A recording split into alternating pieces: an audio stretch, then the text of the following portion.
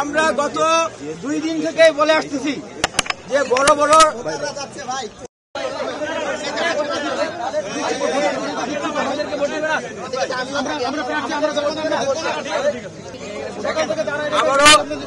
আবারও সেই উদ্বেগের জায়গাটা বলছি।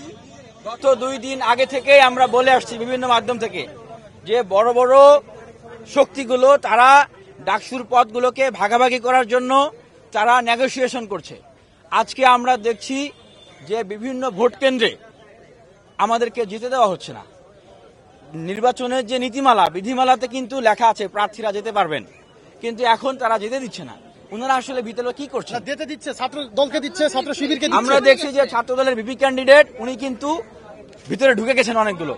ছাত্র শিবিরের যারা ক্যান্ডিডেট তারা অনেক জায়গায় ঢুকে গেছেন, তারপরও কিন্তু আমাদেরকে ঢুকতে দেওয়া হচ্ছে না। অনেক স্বতন্ত্র ক্যান্ডিডেটরাও তারা ঢুকতে পারতেছে না। তাহলে এখন কথা হলো যে যেখানে ওইখানে যারা কাজ করতেছেন ওনারা কি ক্যান্ডিডেট না আমরা ক্যান্ডিডেট? আমরা ক্যান্ডিডেট। আমরা যদি ঢুকতে না পারি আমরা তো আর বুথের ভিতরে ঢুকতে চাই নাই।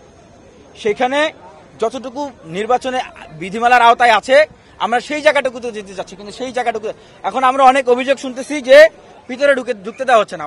19 সালের ডাকসু নির্বাচনের সময় লাইম জ্যামিং করে রাখা হয়েছিল, আর এখন যারা প্রভাবশালী তাদেরকে ভিতরে ঢুকতে দেওয়া হচ্ছে, আমাদের আর কাউকে ঢুকতে দেওয়া হচ্ছে না ভিতরে। এখন আবারও প্রশ্ন করছি যে নির্বাচনটা কি এখানে বিশ্ববিদ্যালয় প্রশাসনে যারা দায়িত্ব পালন করতেছেন এটা সবাই জানে, ওপেন সিক্রেট, যে তারা বিভিন্ন দলে বিভক্ত। উনাদের উপরে কি আমরা চোখ বন্ধ করে বিশ্বাস রাখবো যে ওনারা এখানে ঠিকঠাক কাজ করতেছে? আমি নিজে যাবো না, দেখবো না? আমরা যাবো না সেখানে, আমরা দেখবো না? আমাদেরকে দেখতে দেওয়া হচ্ছে না। আমরা কি অন্ধকারে তাদের উপরে বিশ্বাস থেকে চোখ বন্ধ করে থাকবো? তাদের উপরে বিশ্বাস রাখতে পারছি না দেখেই তো ডাকসু নির্বাচন 11 মাসে তো তারা ডাকসু নির্বাচন দেয় নাই।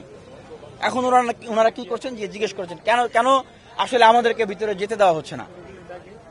আমরা চাই যে প্রত্যেক ক্যান্ডিডেট যারা আছেন তারা যেন ভিতরে গিয়ে সুশৃঙ্খলভাবে অল্প সময়ের ভিতরে দেখে আসতে পারেন।